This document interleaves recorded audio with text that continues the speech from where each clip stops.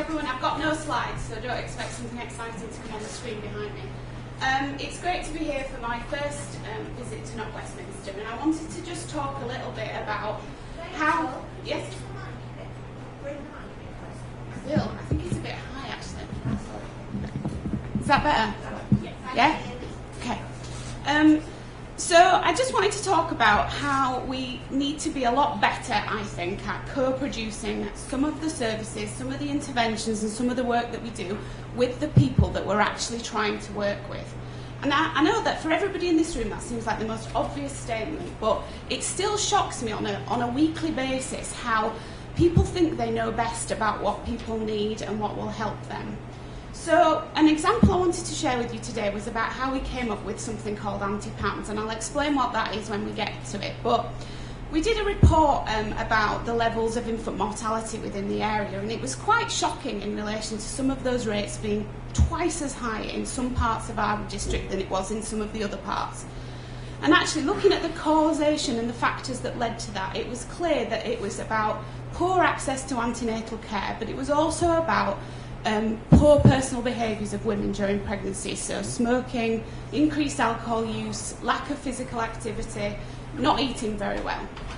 So we got this information, and of course everybody sat in their ivory tower were like, right, let's design some leaflets that tell women that they shouldn't be smoking when they're pregnant. So that was the immediate response, which was like, right, we need some leaflets, we need a campaign. And actually, we sat back and we said, well, hang on a minute, why don't we actually try and have a conversation with people and understand what it is about pregnancy, about their situations that mean that they might be doing these behaviours. So we did a bit of what at the time was called social marketing, because of course there's always a buzzword for something in relation to how we work with people, but fundamentally the principle is always the same, it's just whatever the new buzzword is. So actually, it was fascinating. Basically, what they were saying was, we don't want to be judged by anyone. We feel like somebody sat there with the pen on the pad telling us all the things that we need to do. We don't want to feel like we're being referred from one thing to another, like we're a commodity and not a person. Nobody is actually listening to what's important to me. That was the biggest message that came back. And actually, fundamentally, if we don't deal with the things that are important to people, why on earth would anyone listen to a message that said, oh, and by the way, you might be having all this difficulty around your house or financial or your relationship, but by the way, please don't smoke and make sure you're eating 5 a day. So, in reality, and I know, again, it feels now, I'm thinking, well, why did we even think that was a surprise? But it's just become such a natural way of doing things to say, well, actually, we're the professionals, we know best, we need to get those messages out, and it's all about education.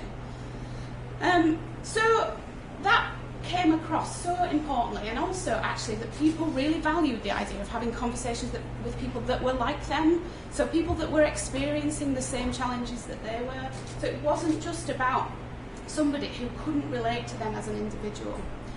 So what we did was we said, okay, so we've got a load of insight and we've got a load of information. Oh, I know, we'll then go away back to our ivory tower and design something that meets that need. So then it was like, oh, okay, hang on a minute. If we're genuinely going to work with people, why don't we get them to design it? Because in reality, we can't necessarily translate that into what they need. So we worked with the women, and they came up with the idea of anti-PAMS, which is a kind of peer supporter-led pregnancy advice centre. We've got one in Dewsbury, we've got one in Huddersfield, and it's not branded with NHS, it doesn't mention NHS, it doesn't mention the council, it just is that they designed all the artwork, they designed what it was like, and they do, you know, things like swapping baby clothes. They've all got a lot of training as the volunteers in terms of how they work with people. But what's so lovely about it is they've created a real community, and actually, I don't think many of them have stopped smoking. And do you know what? I'm totally okay about that, because their outcomes have improved. So their breastfeeding rates have gone up because they've got people who are supporting them and can help them do that in a way that's not judgmental. Their relationships and bonding with their babies are better because they are able to talk that through and get advice from people. And actually, what's been really good is the volunteers who are in that, they've actually found a sense of community. And I've got a number of volunteers who are now midwives on the back of this because we've supported them to do that training. But It's 8 years ago, actually, since we set this up, and yet we're still creating services that don't put people at the heart of that. So my plea is that we need to keep remembering all the time that doing to is easier than doing with. And actually, if we genuinely want a society where people are respected for their views, values, aspirations, thoughts, etc., then we need to stop trying to think we know best. Thank you.